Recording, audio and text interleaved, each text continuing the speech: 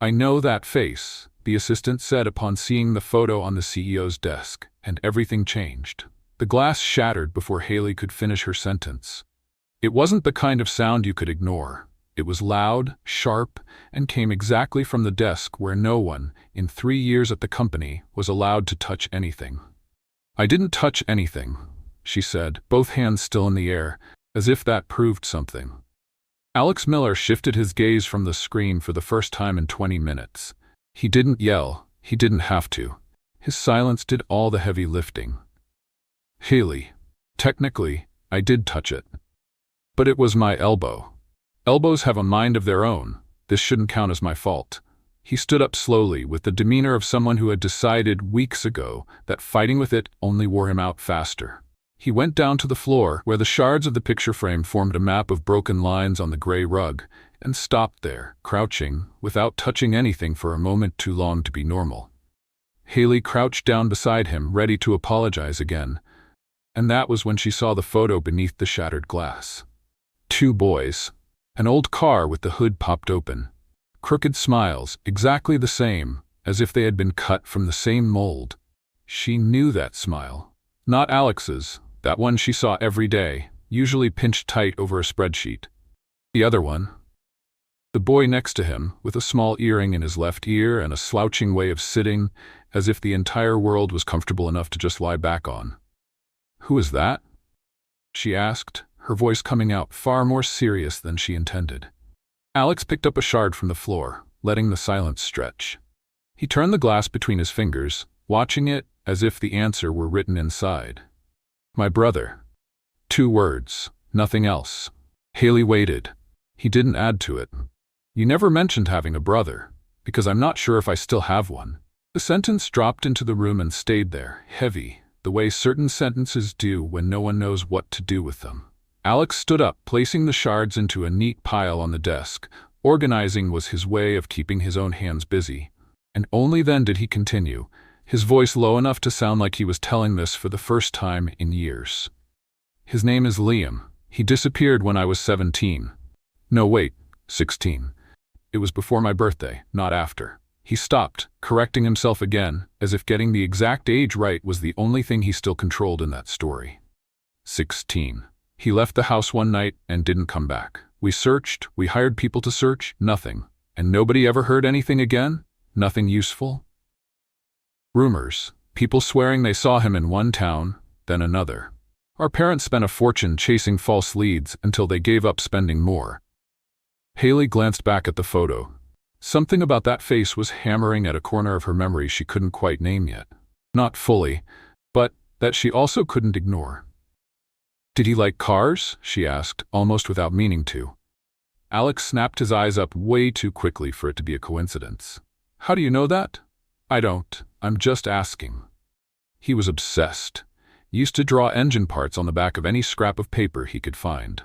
Our mother thought he was going to ruin his eyesight from scribbling such tiny things, from so much. He stopped mid-sentence, shook his head, and muttered softly, more to himself than to her. "No. That was my mother complaining about something else. He drew on any surface, that's what it was. Napkins, notebooks, the walls if they let him." Hailey completely froze for an instant. She had seen exactly that. Just last week. At a mechanic's garage a few minutes away, a guy had sketched an engine part on the back of her receipt, purely because he was explaining why her car's timing belt was beyond saving, and she had kept that receipt, for no real reason, inside her purse, along with a handful of other papers she'd never have the courage to throw away. Without noticing, she dropped the remaining piece of glass she was still holding into her own coat pocket. "Boss." "What?" "The guy who fixes my car. He has a small earring in his left ear, and he draws engine parts on any scrap of paper he can get his hands on." Alex went completely still. "That doesn't mean anything. Thousands of mechanics draw engine parts. He also has this exact same crooked smile. This exact one." The silence that settled between them this time wasn't uncomfortable. It was the kind that needs a full moment to decide if it's going to turn into hope or disappointment, and neither of them seemed willing to risk placing a bet on which one it would be. "Where is this garage?" Alex asked, and all the calm had vanished from his voice. "Miller and 10th. It's called Vaughn's Auto, And his name. She stopped on purpose, just to see the look on his face. Boss. His name is Liam. Alex already had his suit jacket in hand before she finished her sentence, and for the first time since Hailey started working there, he completely forgot to organize anything on his desk. We're going right now. Right now. He was already at the door. Before I change my mind about believing in coincidence. Hailey hurried down the hallway after him, her heart beating faster than a simple trip to a garage should justify. Inside her coat pocket, the shard of glass was still there, forgotten, along with a crumpled receipt she didn't even remember keeping anymore, and which, though neither of them knew it yet, had a small engine part sketched on the back. Before we continue the story, let us know in the comments, what city are you watching from? And at the end, don't forget to rate this story from 0 to 10. Enjoy the story, everyone. The elevator hadn't arrived yet when the stairwell door flew open with a bang that only one person in the entire building could produce, using nothing but her own heels. Alex. So glad you're both still here. I was going to be very upset if I missed you. Luma Stewart appeared like someone taking the stage, rather than walking into an office hallway, adjusting a strand of hair that was already perfect before she even touched it. Alex let his eyes fall shut for a full moment, the way someone does when calculating exactly how much time this is going to cost them. Luma, right now is not a good time. It's never a good time with you lately. She turned her gaze to Hailey, looking her up and down as if checking the price tag on an outfit. And she goes with you wherever that is? Yes, she's coming with me. How interesting. Luma smiled the way someone smiles when they're saving a sharper sentence for later. I thought an assistant stayed in the office to assist. Hence the name. That doesn't even make grammatical sense, Hailey replied without a second thought. It made sense in my head. A lot of things only make sense in your head. I imagine it's a very exclusive place in there. Alex coughed something that sounded dangerously like a poorly disguised laugh, and pressed the elevator button for the 4th time, as if that would speed up the physics of the building. We need to go, he said. Go where? Luma crossed her arms. You haven't even told me what's going on. You canceled the meeting with the reception vendor, ignored my 3 messages about the flower arrangement, and now you're running down the hallway with your assistant like you're fleeing from something. We're heading to a mechanic's garage. Luma blinked twice, as if the sentence had arrived in a language she hadn't studied in school. A garage. Yes, you, the owner of Miller Tech, in a mechanic's garage. It's a long story. I have time. I don't. It was at that exact moment that a sound of claws scraping across the carpet announced the arrival of the true highest authority on that floor. Tom came strutting over with the calm of someone who had watched the entire argument while hiding behind a potted plant, and had only just decided it was worth getting involved. What is that? Luma took a step back, staring at the white rooster as if he were a bad joke someone had forgotten to tell her about. Why is there a bird inside the building? He lives here, Hailey said.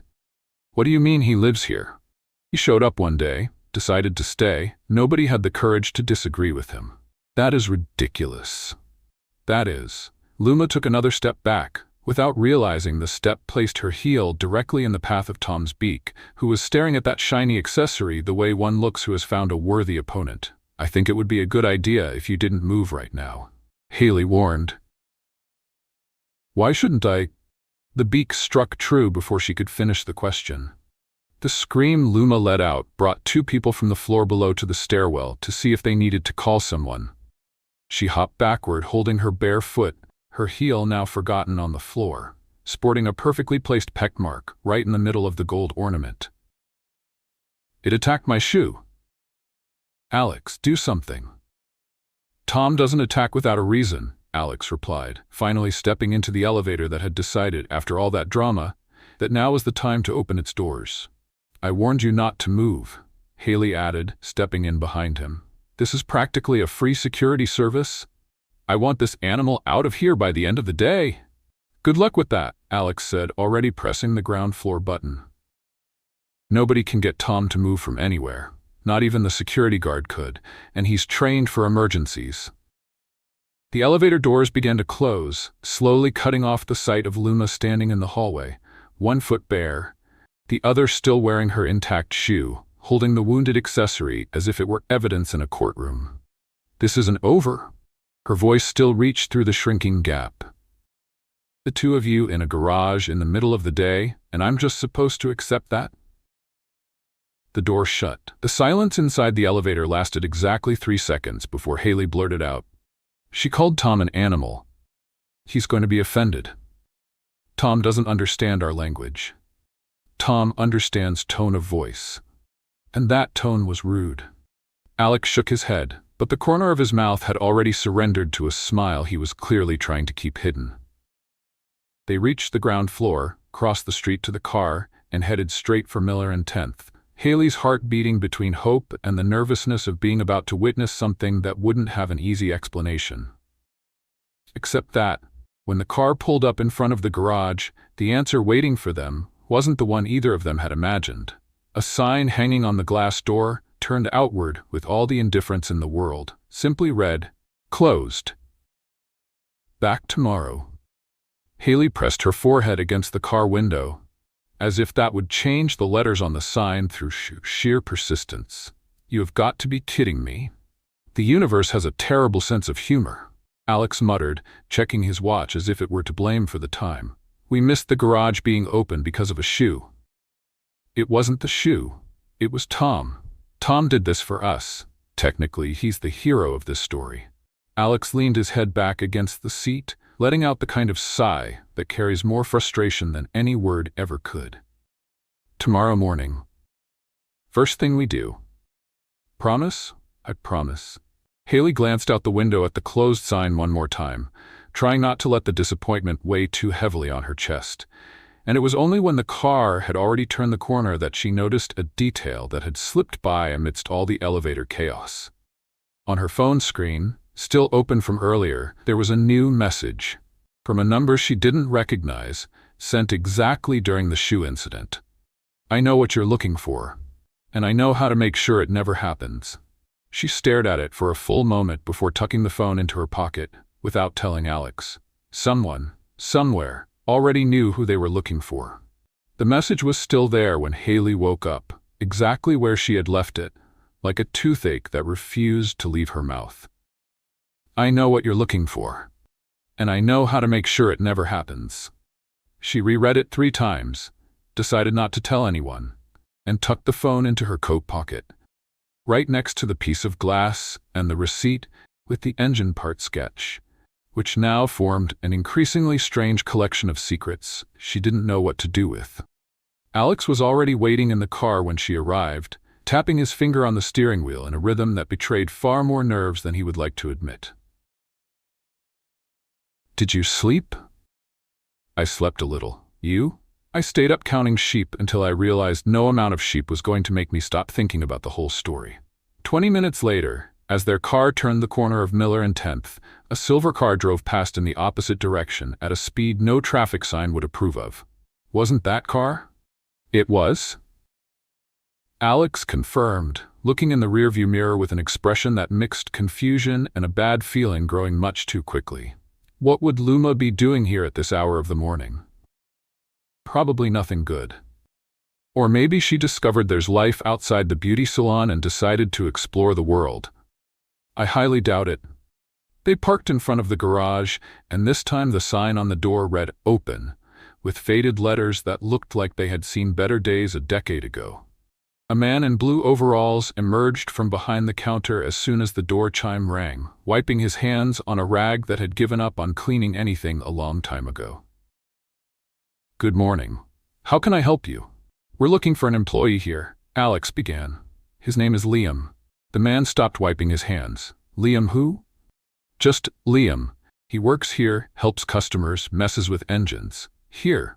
The man scratched his head too slowly for it to be a natural gesture. "No, I don't have anyone by that name working for me. Never have." Hailey took a step forward, her eyes narrowing the way someone's do when they're adding up the math on a poorly told lie. "Hold on. I got my oil changed here last week. He was the one who helped me. Brown hair, earring in his left ear, talks nonstop about timing belts like it's bar conversation. Must have mixed up your garages, miss. There are a ton of similar garages all over this town. "This sign right here says Vaughn's Auto, the same one written on the receipt I kept." The man smiled, a smile far too wide for the size of the lie he was trying to uphold. "Must be a coincidence with the business name. It happens a lot." "An entire business name coincidence?" Hailey crossed her arms.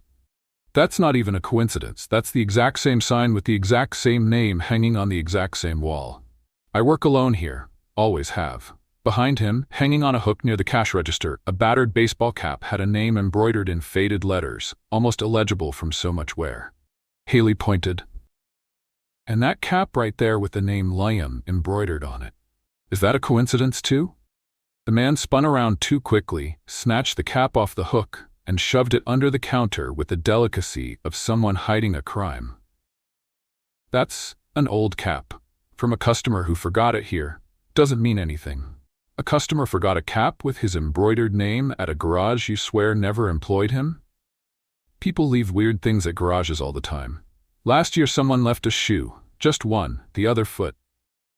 That has nothing to do with. Anyway."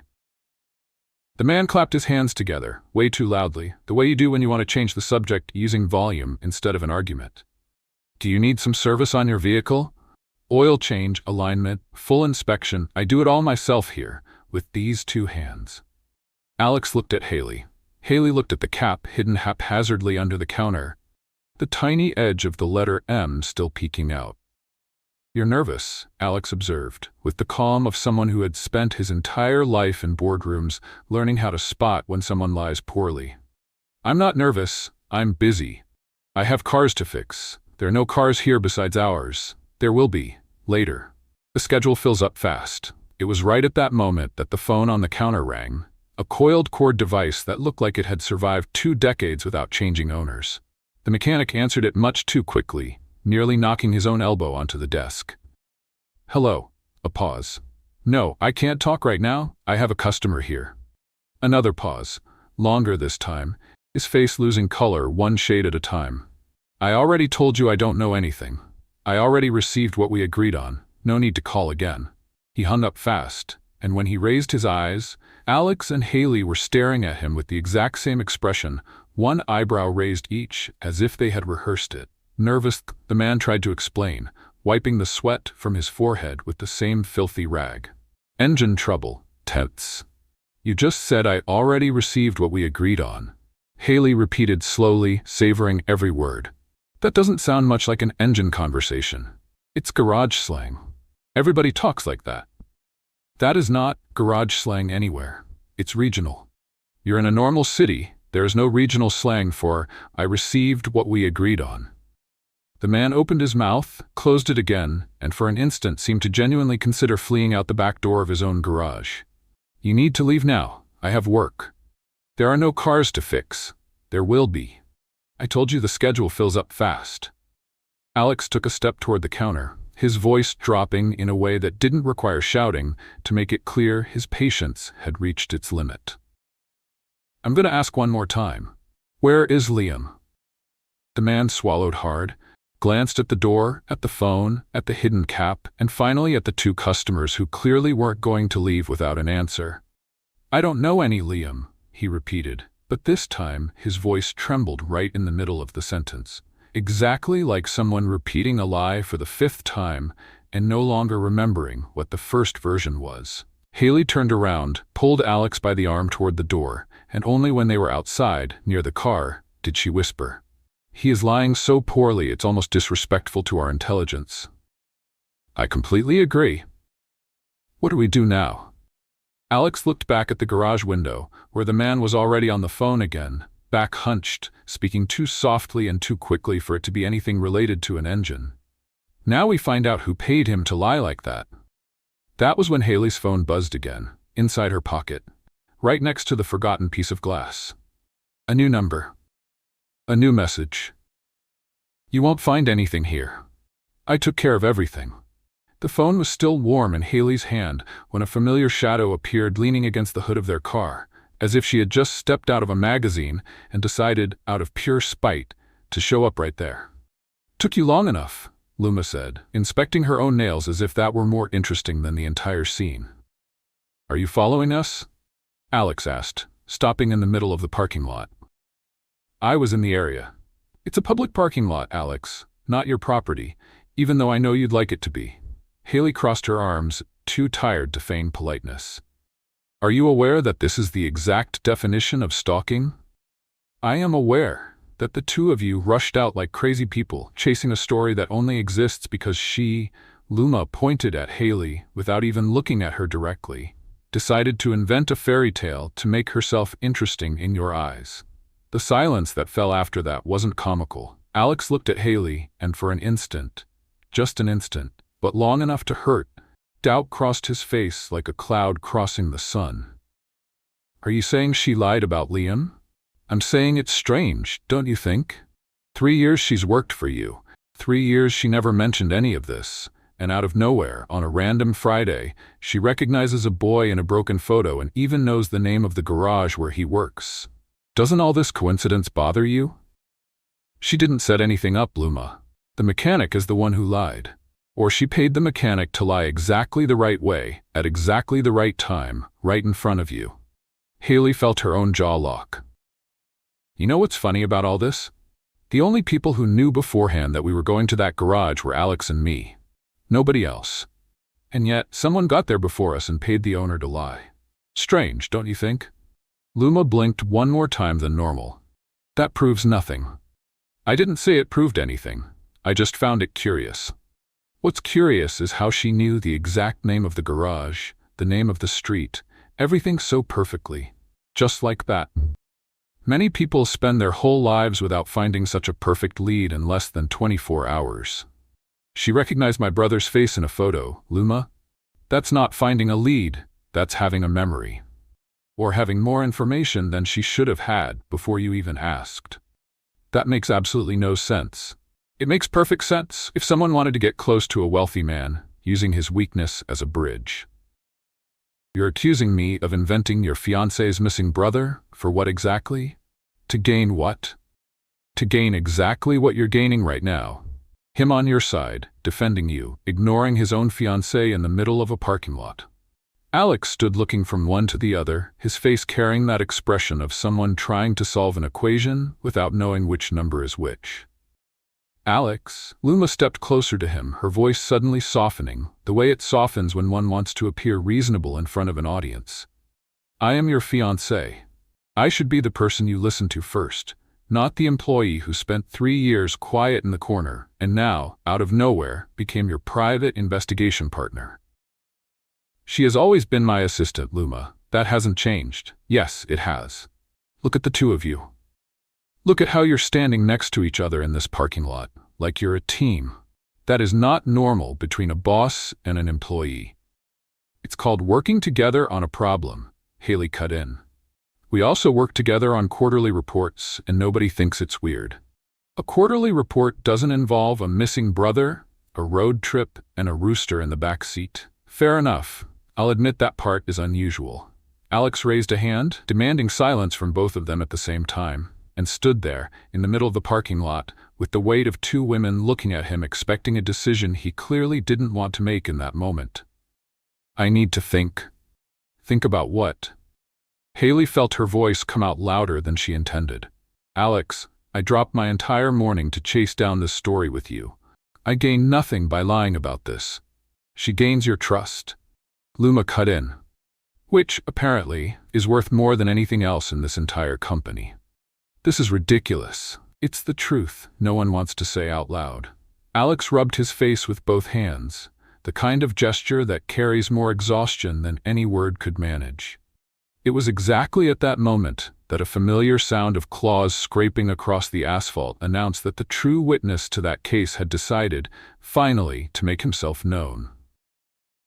Tom came strutting across the parking lot with the calm of someone who had heard the entire argument from the back seat of the car, where he had been waiting for hours and chose that exact moment to let out a cluck so long and so indignant that all 3 humans stopped talking at the same time.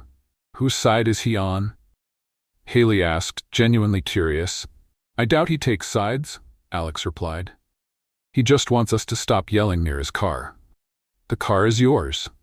He disagrees. Luma stared at the rooster with the kind of disgust reserved for things she could never explain to her country club friends. Alex, you need to choose between believing me, your fiancé, or an employee who decided overnight that she knows everything about your personal life.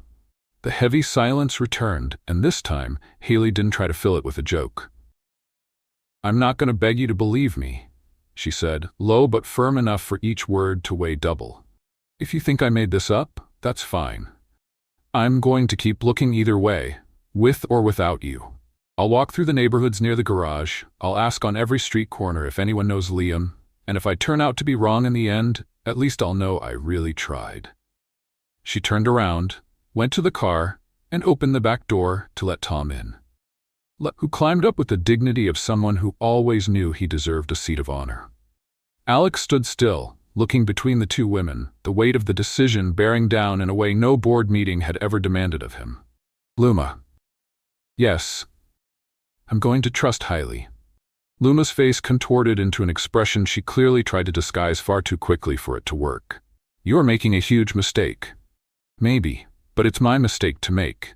He got into the car without waiting for an answer, started the engine, and Hailey only had time to cast one last glance out the window, seeing Luma standing in the middle of the parking lot with her arms crossed, shrinking smaller and smaller in the rearview mirror as the car pulled away. Thank you, Hailey said, softly. Don't thank me yet. If we don't find anything, I'm going to have to hear I told you so for the rest of my life. Then we better find something fast.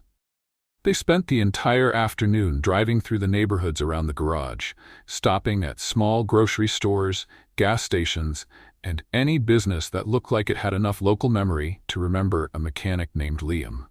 Tom rode in the back seat with his head out the window, drawing the kind of attention neither of them was prepared to explain at every stop.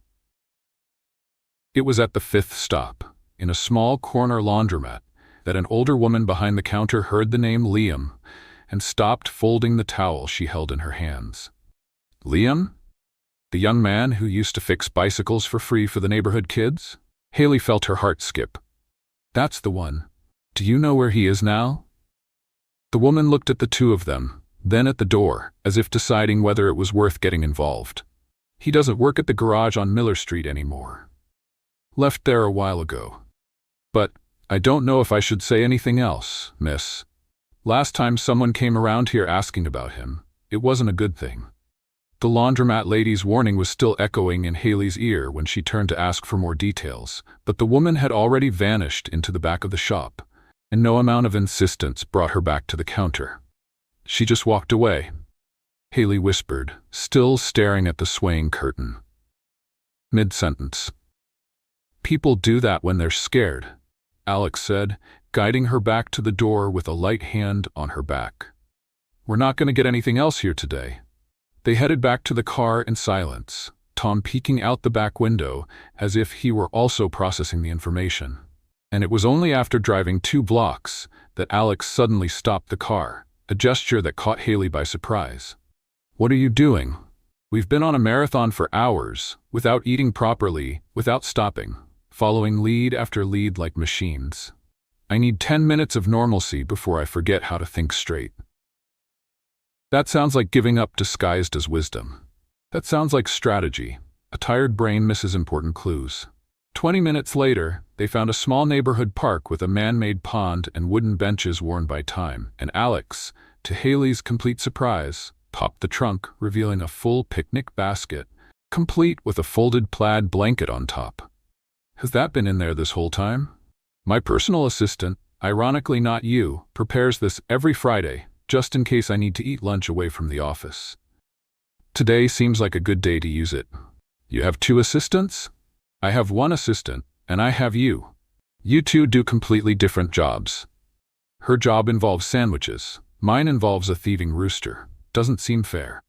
They spread the blanket near the pond, and the sandwich disappeared before Hailey could even take a second bite. There wasn't a strong enough wind to explain that. There was no one else around except her, Alex, and a basket that, seconds ago, had been full. Tom. The rooster was already 10 feet away, running across the grass with the whole sandwich in his beak like a trophy, completely ignoring the shouts coming from behind him.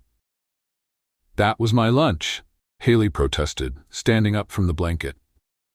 Technically it's his lunch now, Alex replied, taking a bite of his own sandwich before the same fate befell his. He has a very flexible sense of property. He has zero sense of property. That is theft. Technically, a rooster can't be prosecuted for theft. I've looked it up. Hailey stopped in the middle of the grass, looking at him with an expression that mixed genuine astonishment and an enormous urge to laugh. You looked up whether you can sue a rooster?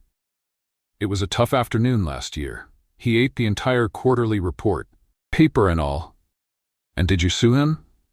The company lawyer said there's no legal precedent for it.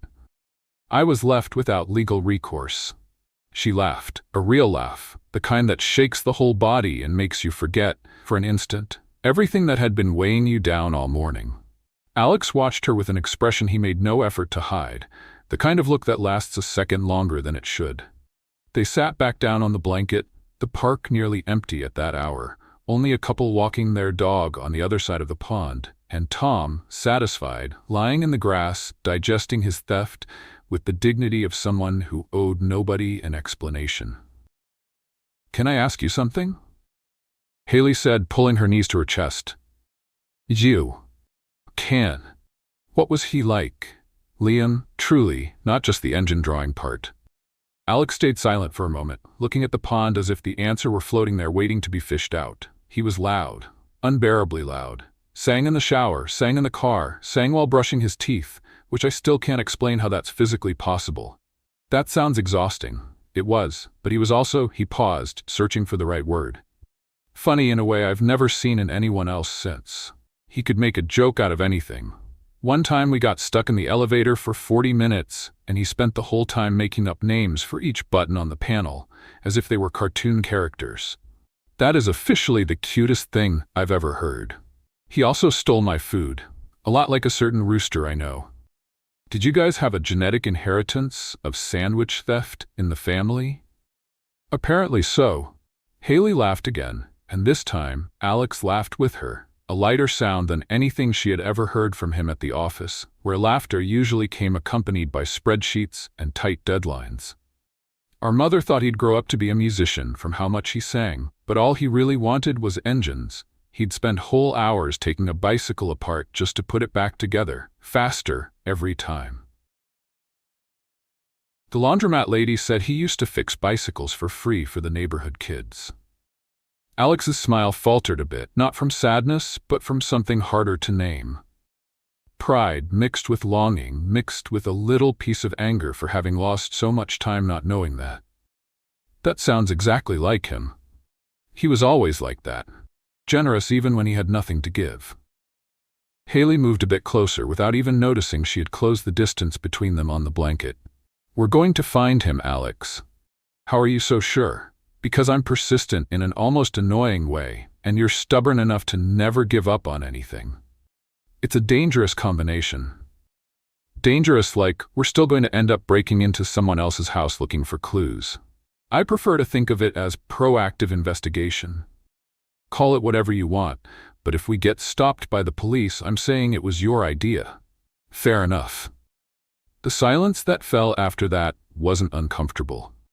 It was the rare kind, the kind that only happens when two people stop filling the space with words just because, and discover they can be at peace just the same.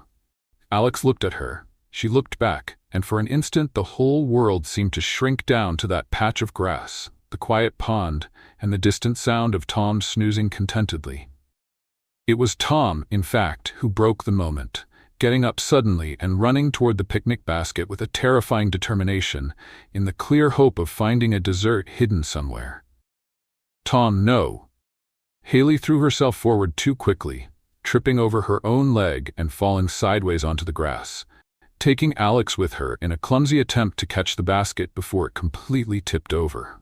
They both ended up lying on the grass, laughing so loudly that the couple on the other side of the pond looked at them with curiosity, while Tom, victorious, fled with a piece of pie in his beak.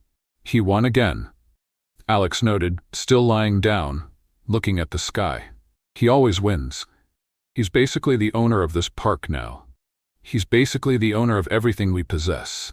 Lying side by side, laughing until their stomachs hurt, Neither of them noticed the discreet click of a camera coming from behind a tree, at the exact distance to capture every detail without being seen. The man holding the camera lowered his equipment, checked the photos on the small screen with a satisfied smile, and dialed a number already saved as a favorite contact. "I got the photos. Better than you asked for," the two of them laughing, lying on the grass, real close to each other. On the other end of the line, Luna's voice sounded calm, almost too satisfied for it to be good news for either of the two in the park. "Perfect. Send everything to me right now. I already know exactly who I'm handing these photos to tomorrow morning."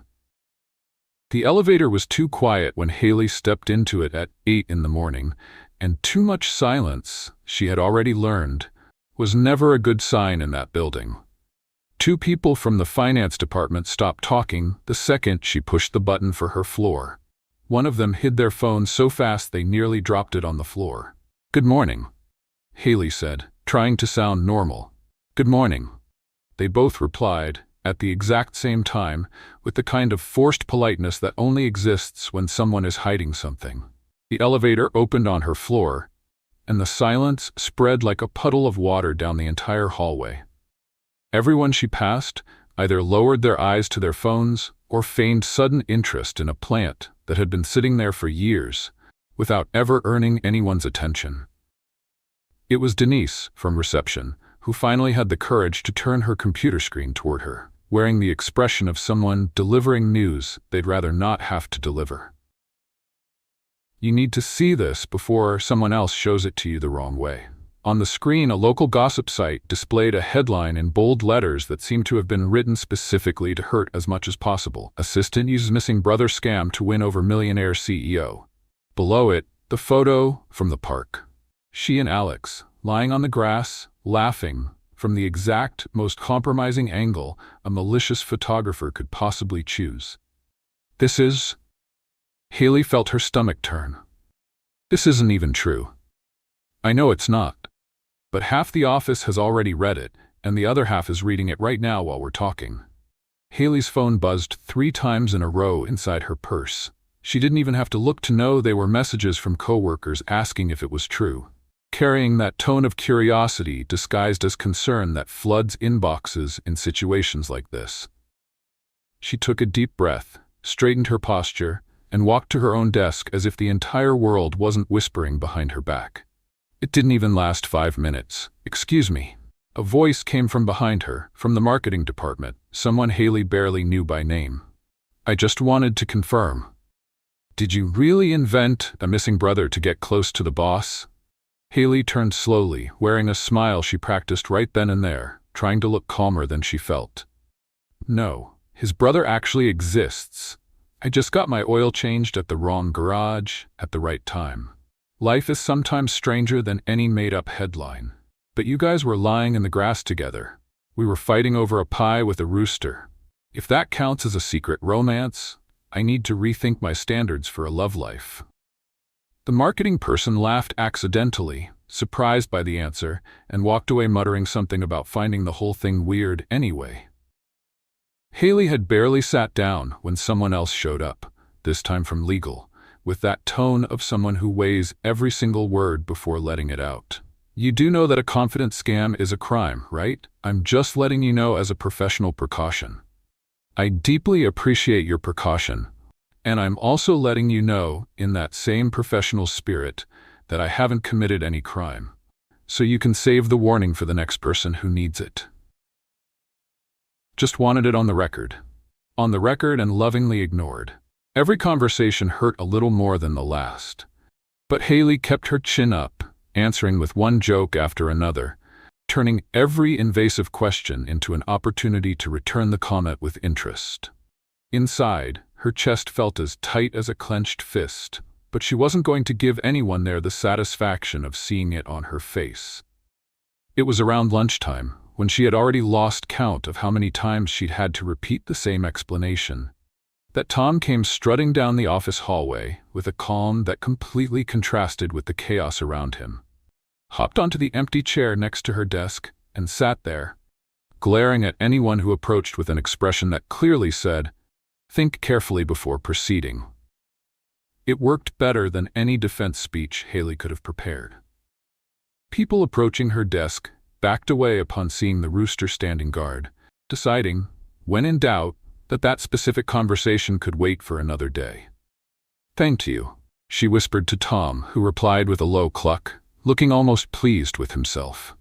That was how Alex found her, sitting at her own desk with a rooster standing guard beside her, surrounded by curious glances from afar, but alone enough to breathe. "Came as soon as I heard," he said, his voice carrying a weight she hadn't heard before. "Are you okay?" "I'm surviving. I've already explained to 7 different people that I didn't commit any crime, received 2 veiled threats from legal top, and discovered that your rooster has a natural talent for corporate security." Alex sat on the edge of her desk, looking down the hallway where the last of the curious onlookers were still peeking from afar, before pretending they had somewhere else to be. "I'm going to fix this." "You don't need to fix anything. I can handle gossip." "I know you can.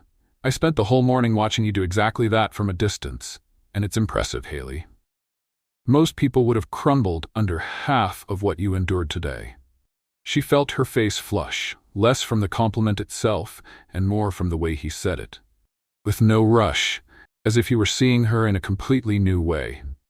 "I just refuse to give the satisfaction of seeing me cry to whoever spread that lie. That is exactly the kind of strength I should have recognized a long time ago." The silence between them carried something different now, denser, more loaded than any joke about a rooster could lighten. "I know who did this," Alex said, finally, his voice hardening. "And I'm going all the way this time." Hailey looked up, surprised by the certainty in his voice. "Do you have proof?" "Not yet, but I will by the end of the day." He stood up, straightened his suit jacket, and walked toward his own office with steps too fast to just be ordinary anger. It was the kind of determination that only appears when someone decides, once and for all, that enough is enough. Hailey watched him walk away, her heart beating for a completely different reason than the one that had caused the entire morning's chaos. It was only when she turned back to her own screen that she noticed a new notification blinking in the corner. A meeting invite, set up by Alex himself, with a single name on the guest list. Luma Stewart. Conference room. 15 minutes. Luma walked into the conference room already talking, her heels striking the floor in a rhythm that seemed rehearsed to sound more important than the occasion called for. "I hope this meeting is quick, because I have an appointment at the salon in an hour, and nobody in this city knows how to do my nails the right way except Marisol. Have a seat, Luma. I prefer to stand. It makes me taller, and something tells me I'm going to need every possible advantage in this conversation." Alex closed the door behind her, and the click of the lock sounded more final than any word he had planned to say first. "You sent those photos to the press." "What photos?" "Luma." "What photos, Alex? Honestly, I get so much random stuff on my phone that I don't even—" "The photos from the park, of Hailey and me. The headline saying she invented a scam using my brother." Luma crossed her arms, and for the first time since she walked in, her chin lifted an inch higher than normal, the way it lifts when someone decides they're going to deny it to the end, whatever the cost. "I have no idea how that photo leaked. Maybe some opportunistic photographer saw the two of you groping each other in the middle of the park like teenagers and decided to sell it to the highest bidding site. We were fighting over a pie with a rooster." "Well, it didn't look like a pie fight in the photo. You hired the photographer. Prove it." The silence that fell after that sentence carried the exact weight of a bet Luma clearly thought she was going to win. She smiled, the kind of smile way too confident for someone who genuinely had nothing to hide. It was at that exact moment that Tom, who had slipped into the room without anyone noticing, busy until then examining the baseboard with great professional interest, decided that Luma's purse, hanging carelessly on the chair next to her, looked exactly like the kind of object that deserved closer investigation. "Tom, no," Hailey warned, having just entered the room without an official invitation, drawn by the noise of the argument. Too late. The rooster pecked the strap with the determination of someone who had done that before, and the purse tumbled off the chair, landing upside down on the conference room floor, spilling its entire contents across the gray rug. Lipstick. keys, a small mirror that cracked upon hitting the floor, and right in the middle of it all, a white envelope, slightly crumpled, with a folded piece of paper slipping out the opening. "That is mine." Luma bent down much too quickly, trying to gather everything at once, but Alex had gotten there first, picking up exactly the envelope she wanted back the most. "What is this?" "Nothing. Bank paperwork. Let me have it back." Alex opened the paper anyway, his eyes running over the lines quickly, too slowly, and then quickly again, as if reading the same sentence 3 times, just to be absolutely sure he hadn't misunderstood. "This is a payment receipt to the owner of the garage on Miller Street." That could be anything. "It has his name written on it, Luma, and the date is the exact same day we went there." Hailey, still standing near the door, felt her stomach turn in a completely different way than the morning's scandal. This was the kind of turn accompanied by certainty, not shame. "You paid him to lie," she said slowly, almost unable to believe it, even having suspected it for days. "I paid to protect my relationship from a person who was clearly trying to steal my fiancé using a missing brother story." "His brother is real, Luma. You knew that the whole time and you still paid a stranger to lie to his face." Alex stood there, holding the receipt as if it weighed more than anything he had carried his entire life. When he spoke, his voice came out low, but each word carried the weight of a 3-year engagement collapsing all at once. "You knew the whole time. Knew Liam worked there, knew it was real, and you still paid to erase the only lead I've had in 15 years. I did it for us.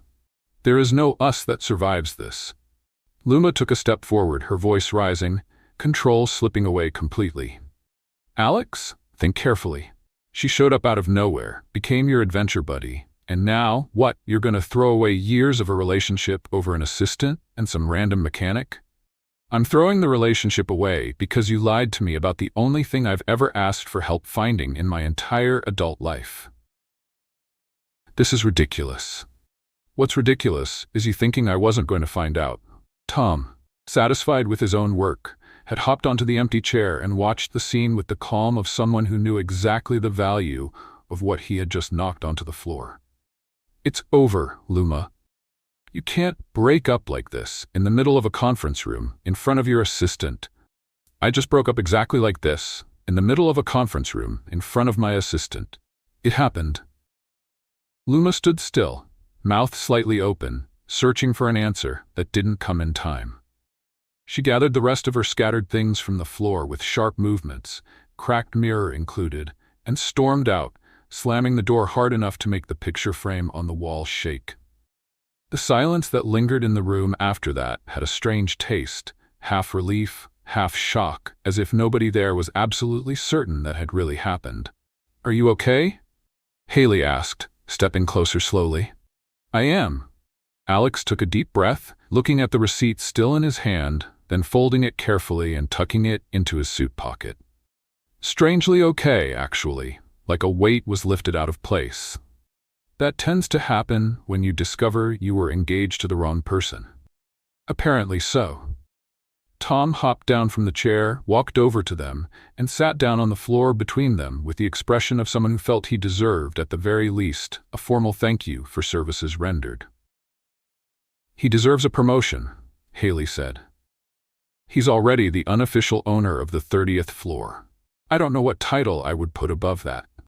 Alex looked at her, the weight of the entire morning still visible on his face, but something lighter growing behind it, something that looked like hope, without quite having the courage to declare itself yet. "I need some air. I need to get out of here. Far from the office. Far from receipts. Far from anything that looks like paper. I know a place. An overlook on the edge of town.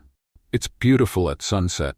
I usually go there when I need to remember the world is bigger than the day's to-do list." Alex looked at her for a second, longer than any professional conversation would justify. "Will you take me there today?" And it was only after saying yes that Hailey realized, with a mix of nerves and anticipation she wasn't quite sure where to put, that this didn't sound at all like a boss inviting an assistant. The car was still climbing the last curve when Hailey realized she had completely forgotten to warn Alex about an important detail of that overlook. "There is one thing I need to tell you before we get there." "That sounds concerning." It's not concerning. It's just, Tom insisted on coming. From the back seat, a satisfied cluck confirmed the information. He always insists on coming, Alex replied, glancing in the rearview mirror to look at the rooster, who returned the gaze with the serenity of someone who never doubted his own right to be there. I thought that had already become a house rule. Unwritten rule, but absolutely non-negotiable. They parked at the top of the overlook just as the sun started to sink behind the distant mountains, painting the entire sky in an orange that seemed far too exaggerated to be real. The kind that makes anyone stop whatever they're doing just to admire it. This is... Alex stepped out of the car slowly, his eyes locked on the horizon. This is beautiful. I warned you. You didn't warn me about anything. You just said it's beautiful at sunset. That is an enormous understatement for this view. I prefer to leave room for a positive surprise. Expectation management. You should work in marketing. I work for you. That's punishment enough. They walked over to the wooden bench at the edge of the overlook, Tom following them with short, determined steps, as if this were an official expedition requiring his personal supervision. They sat side by side, the silence between them different from any silence before, lighter, fuller of things left unsaid, but with no rush to be filled. Thank you, Alex said after a while. For today, for yesterday, for this whole week, actually. I just helped look for your brother. You did a lot more than that. You endured cruel gossip this morning with your head held high, defended my family without even knowing me that well a few months ago, and on top of that, you brought my rooster to watch the sunset with me without complaining once. I complained mentally about 3 times. That doesn't count. It should count. Mental complaining is the purest form of complaining. Nobody fakes politeness in their own head. Alex laughed, a low, tired but genuine laugh, the kind that only comes out after a whole day carrying too much weight on your back. I spent 3 years engaged to a person I knew less than I know you after a week chasing crazy leads. That's a bit sad when you say it out loud like that. It is pretty sad. But it's also kind of liberating to realize it now, instead of 10 years from now.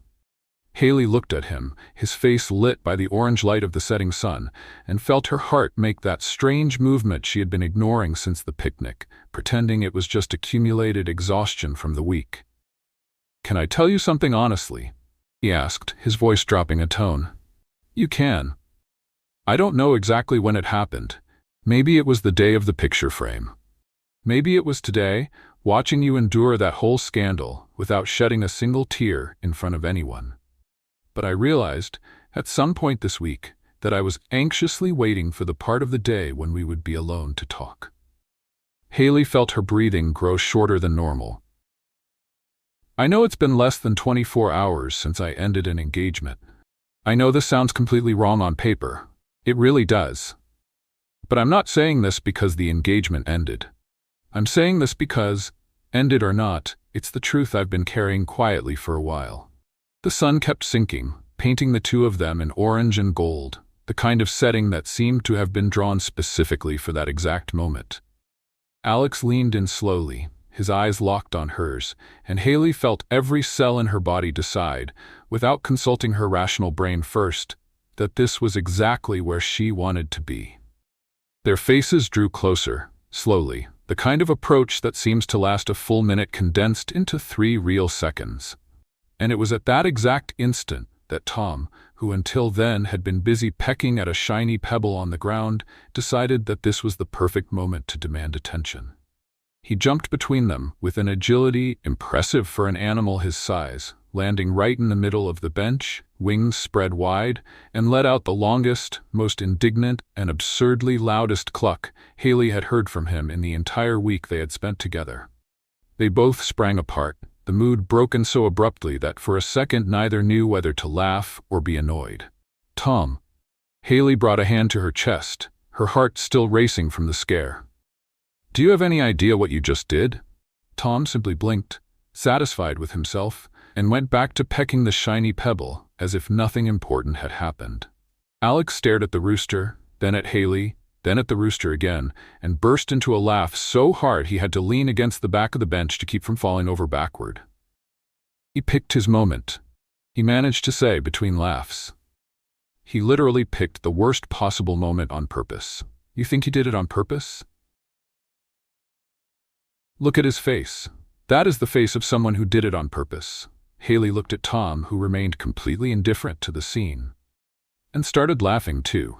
A laugh that came from deep in her chest and washed away any remaining trace of nerves left over from the interrupted almost kiss. He's basically a security system against hasty decisions, she said, still laughing. He should get a job in legal. He prevents the wrong engagement before it even happens. He should have done that 3 years ago, then. Would have saved me a lot of time. Maybe he just trusts me. Maybe he's the weirdest Cupid that ever existed. The two laughed a little more, the atmosphere now completely different from the tense moment seconds ago. Lighter, easier, the kind of lightness that only appears after tension explodes into laughter instead of turning into embarrassment.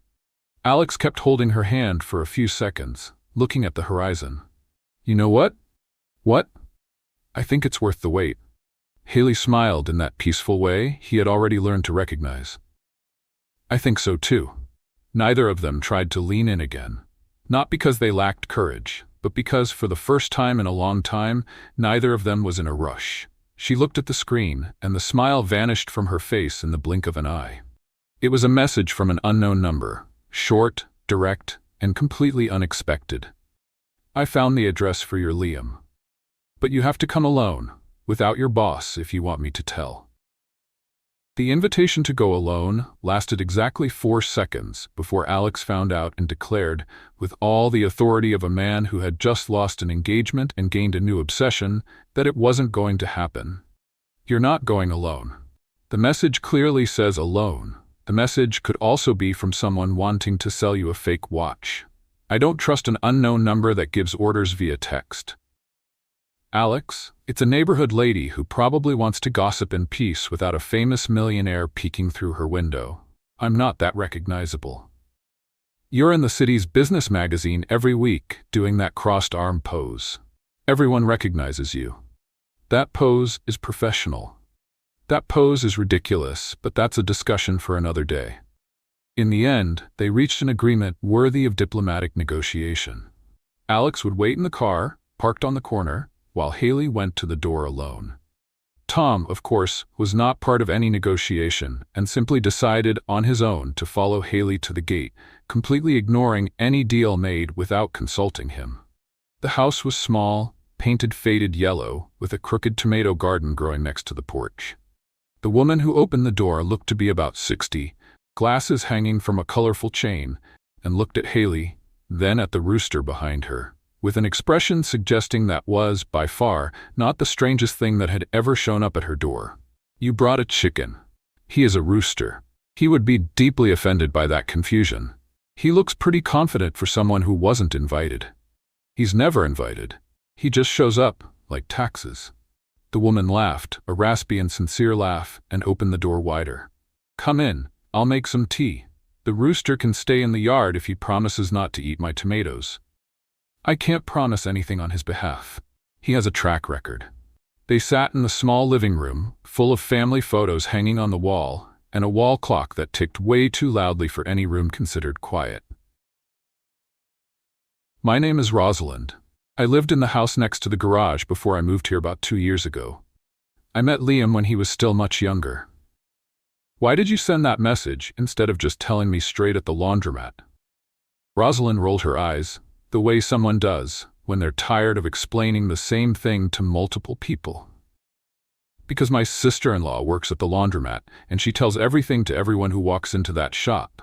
If I had talked there, the whole neighborhood would have known I was spreading information about the boy before you even walked out the door.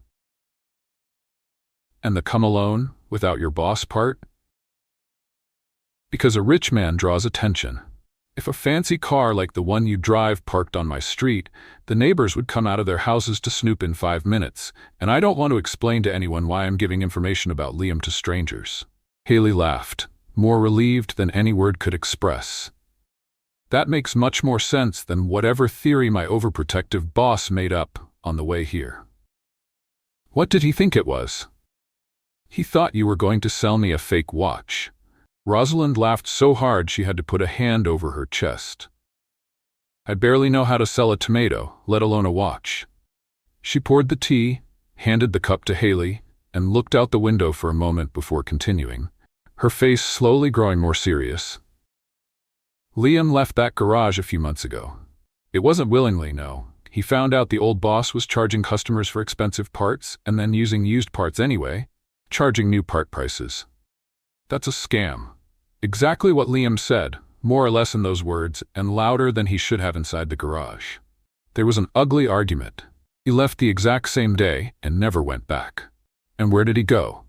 Opened up a little place of his own, small, on the other side of town. No flashy sign or anything, but he takes care of the folks in his neighborhood right, without cheating anybody. He's a good kid. Always has been. Hailey felt her chest tighten in a good way, that kind of emotion that mixes relief and anticipation in equal parts. "Do you have the address?" Rosalind pulled a folded piece of paper from her apron pocket, handing it to her carefully, almost ceremonially. "Here. And tell your boss he should trust the people who work for him a bit more. He's lucky to have someone this persistent on his side." "I'll pass along the message, although I doubt he'll admit it out loud." Rich men never admit anything out loud. It's childhood training. Hailey laughed, tucked the paper carefully into her coat pocket, the exact same pocket that already carried the piece of glass, the receipt with the engine drawing, and now a new piece of hope folded in four, and stood up to leave. Out in the yard, she found Tom sitting quietly next to the vegetable patch, the tomatoes completely intact, in a display of discipline she definitely hadn't expected from him. "You behaved." Tom let out a low cluck, almost offended by the suggestion that he needed praise for something so basic. "Right, sorry for doubting you." She ran back to the car, where Alex was waiting, tapping his finger on the steering wheel, that same nervous tick as always. "So? She doesn't sell fake watches." "I already suspected that after waiting 20 minutes without getting a rescue message. She's an old neighbor, avoiding neighborhood gossip. And she had the address?" She handed the folded paper to him, and Alex stared at the address written in careful handwriting, the street name completely unknown to him. "It's on the other side of town." He opened his own business. Left the old garage because he found out the boss was tricking customers with used parts sold as new. Alex stayed quiet for a moment, his eyes still locked on the paper. That sounds exactly like the kind of thing that would make him walk out slamming the door. Rosalind said the exact same thing, said he's always been a good kid. Alex folded the paper back up, tucked it into his breast pocket, close enough to his heart to feel symbolic, and started the car with a haste he made no effort to hide. "We go tomorrow morning. Early. You said that last time. And look how that ended up. This time I'm not gonna let any crazy fiancé show up in the middle of it." "Ex-fiancé." "Ex-fiancé, correct." Important detail. The car pulled away, heading into the city. The sun now almost completely disappeared on the horizon, and it was only when they stopped at a red light that Hailey felt her phone buzz again inside her pocket. She pulled out the device, expecting another message from Rosalind with some forgotten detail. But the number on the screen wasn't Rosalind's. It was the same unknown number from before, the one that had sent the photos to the press days ago. And the message, short and cold, made her smile vanish instantly. "Do you really think I'd let you find him that easily?" The phone was still shaking in Hailey's hand when Alex reached over, took her device without asking permission, read the message in 2 seconds, and handed it back with a calm she definitely wasn't expecting. "That's a threat from someone without a plan." "How do you know she doesn't have a plan?" "Because whoever really has a plan doesn't waste time sending melodramatic text messages. They just act. This is just wounded pride trying to look dangerous." "What if she actually is dangerous? Luma doesn't even know how to change a tire by herself, Hailey. She's not showing up anywhere without a scheduled manicure first." Hailey laughed, despite herself, and tucked the phone back into her pocket, next to the increasingly strange collection of papers she'd been carrying around for days. "Fair enough. Let's go." The next day, Rosalind's address led them to a small warehouse in a quiet neighborhood on the other side of the city, with no sign out front besides a hand-painted piece of wood that simply read, "Repairs, good price, honest work." Alex stood on the sidewalk, looking at it for a moment much too long to be just curiosity. Is this it? It's the address she gave us. I spent 15 years imagining this moment in 1,000 different ways. Not one of them involved a warehouse without a flashy sign. Life rarely follows the script we imagine. You're right about that lately. The warehouse door was slightly ajar, and from inside came the sound of tools clanking against metal, along with an off-key but cheerful whistle, which stopped the moment they walked in, casting a shadow in the doorway. "I'll be right with you. Give me a minute," the voice said, coming from underneath a car hoisted on the hydraulic lift. A man slid out on a creeper, wiping his hands on a rag, and when he raised his eyes, time seemed to stop for a full instant. "Alex?" His voice came out in a whisper, as if saying the name out loud might shatter the possibility of it being true. Liam. Neither of them moved for an instant that seemed to last longer than the entire 15 years of separation. It was Liam who took the first step, dropping the rag on the floor without even noticing, and Alex met him halfway, the two hugging with the strength of someone making up for lost time all at once. "I can't believe it," Liam said, his voice thick, laughing and almost crying at the same time. "I can't believe it's you." "Me neither. I searched for you for years, Liam. We hired people, spent a fortune chasing leads, and you were here the whole time, a few miles away. I didn't know you were still looking. I thought." Liam stopped, took a deep breath, stepping back just enough to look his brother up and down. "I thought everyone had given up a long time ago." "Nobody gave up, Liam. I simply didn't know where to look." Liam lowered his eyes, the weight of 15 years seeming to fall all at once onto his shoulders. "I need to tell you something, and I think it's long overdue." "Go ahead." "I didn't disappear by accident. I ran away on purpose." Alex stood still, the smile from seconds ago slowly fading from his face. "What do you mean?" "You were too young to remember this, but our dad and I had an ugly fight the night before I vanished. He wanted me to take over the company one day. Thought that, out of the two of us, I was the most prepared for it, even though I had never shown any interest. I told him I didn't want that life, that all I wanted was engines, tools, a simple place to work with my own hands. He didn't take it well. I don't remember any fight. You were only 9 years old, Alex. Nobody told you the details, and I never wanted you to know. That night, he said things I'm not going to repeat, and I decided I was leaving before he tried to force me to live a life that wasn't mine." Hailey stayed quiet, sensing that this wasn't the time to say anything, only to listen. "I was afraid he would come after me, you know? He had the resources for it, contacts, people willing to do favors. I spent years hiding on purpose, moving towns whenever I felt I was drawing too much attention. And Mom?" Liam smiled, his first genuine smile since he started explaining. "She always knew where I was, always supported me, even when he didn't. We talked in secret, letters at first, then the phone, always very careful so he would never find out. She never told me anything, because I asked her not to tell. I was afraid that if you knew, you might accidentally tell Dad, being just a kid. It wasn't her fault she kept the secret. It was my fault for asking her to." "What about me? Did you know about me the whole time?" "I followed your entire life from afar, Alex. Business magazines, newspaper articles, any piece that came out about the company. I watched you grow up through magazine pages, which is a pretty sad way to watch your own brother's life, I know. Why did you never show up then?" Alex paused, his voice cracking. "He retired 8 years ago, Liam. You could have come back." Liam lowered his head, the weight of the guilt visible in every line of his face. "At first I was still afraid, even without a real reason for it. Then the fear turned into shame. The more time passed, the harder it got to send a simple message saying, 'It's me, I'm still alive.' Every year that passed in silence made the next silence easier to choose and harder to break. I know it makes absolutely no logical sense, but that is exactly how it happened." Alex kept looking at his brother for a long moment, processing every word, the anger and the relief fighting for space in his chest at the exact same time. "I should be mad at you. You have every right to be. But I'm too happy seeing you here in one piece to waste energy on anger right now." Liam smiled, his eyes shining again, and pulled his brother into another hug, tighter than the first. "I'm sorry. I really am. For every year of silence. I'm sorry too. For never looking properly before." It was at that moment that Hailey, still standing near the door trying not to interrupt the moment, felt a small claw pecking at her flat shoe with increasing insistence. Tom, impatient with so much emotion without any food in sight, had decided to demand attention in the most direct way possible. "There is a rooster inside my garage," Liam commented, looking at the animal with an expression of genuine astonishment mixed with amusement. "He comes included in the package." Alex replied, "There is no version of me without him anymore."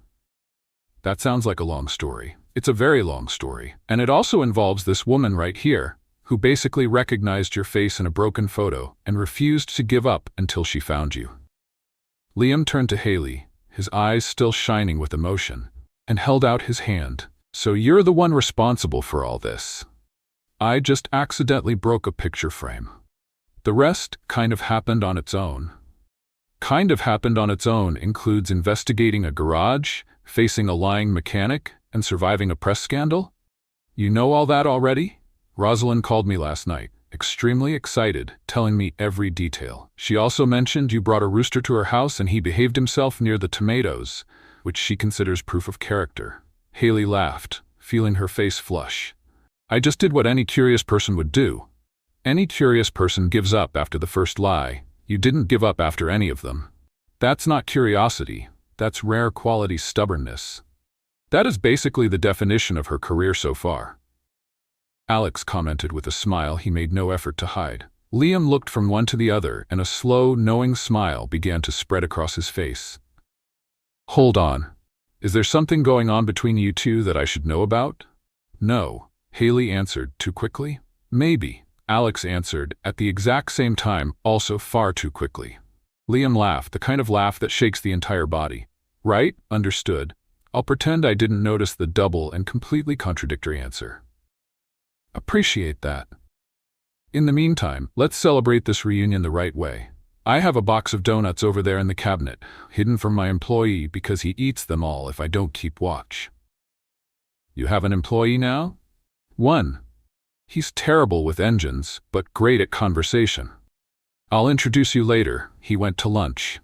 Liam grabbed the box of donuts, opened it on the cluttered counter of parts and tools, and the three of them sat on makeshift stools in the middle of the garage, eating straight out of the box as if it were the most natural thing in the world, despite 15 years of separation still hanging in the air. "Remember when you tried to fix my bike by yourself and ended up locking the chain backward?" Liam asked, biting into a sugar-coated donut. "I was 8 years old, Liam. Don't judge me on my childhood decisions." "You were 9. It was after your birthday." Alex stopped chewing, looking at his brother with an expression of genuine astonishment.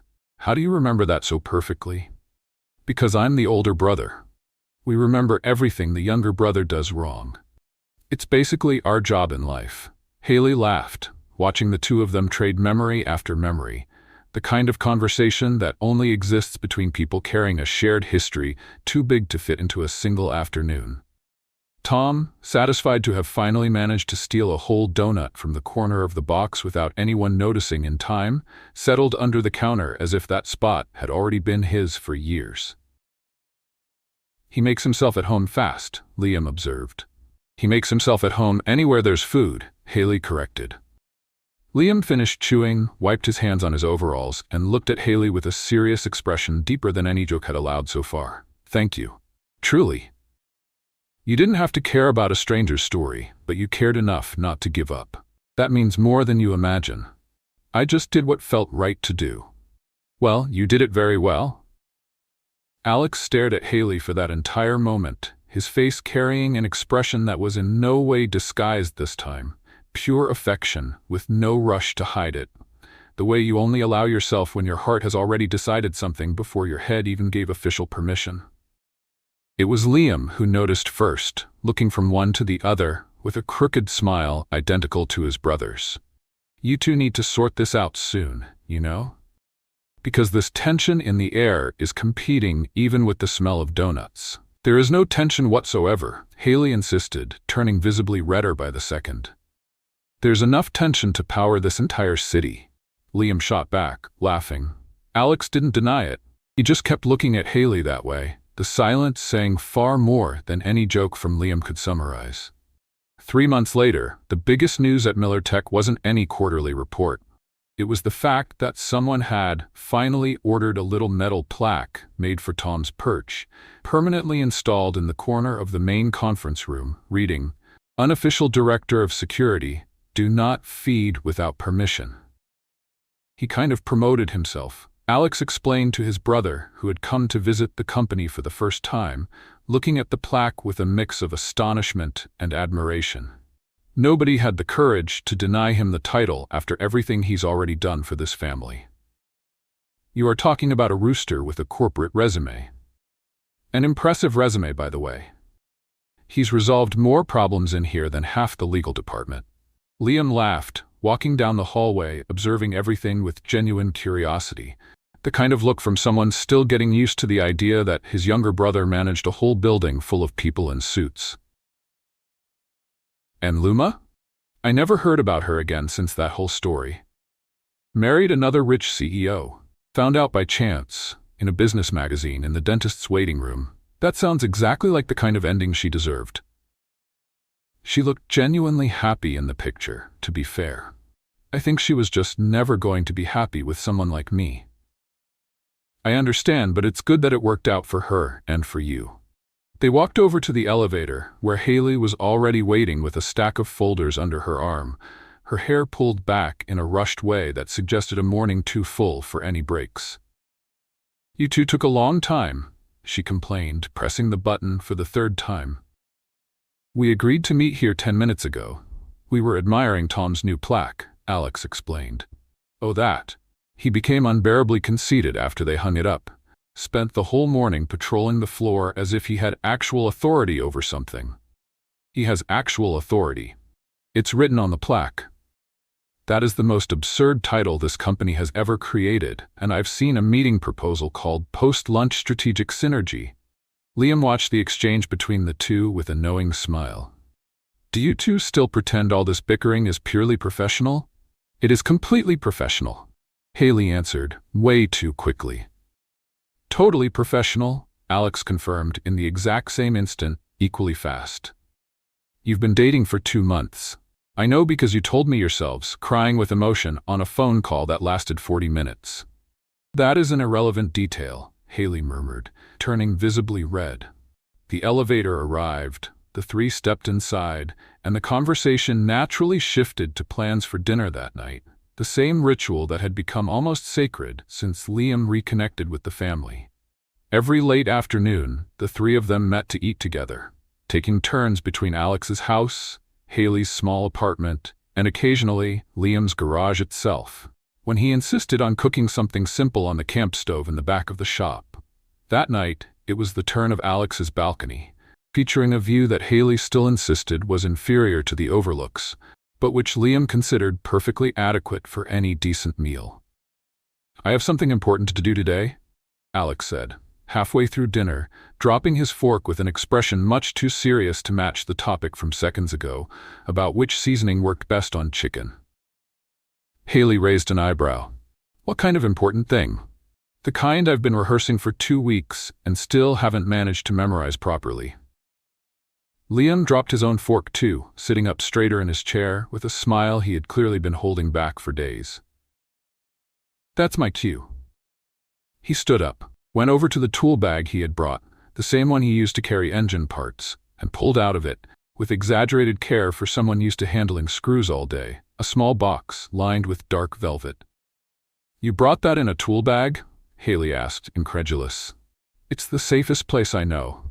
Nobody suspects a tool bag." Alex took the box from his brother's hand, and his hand was visibly shaking as he stood up and knelt down beside Hailey's chair. "Alex, what are you—" "I didn't prepare a long speech, and I'll probably forget half of what I rehearsed. But I know this with absolute certainty. I can't imagine any more late afternoon dinners, any more working mornings, any more weekends without you by my side." He opened the little box, revealing 2 simple wedding bands, without exaggeration, shining under the dim light of the balcony.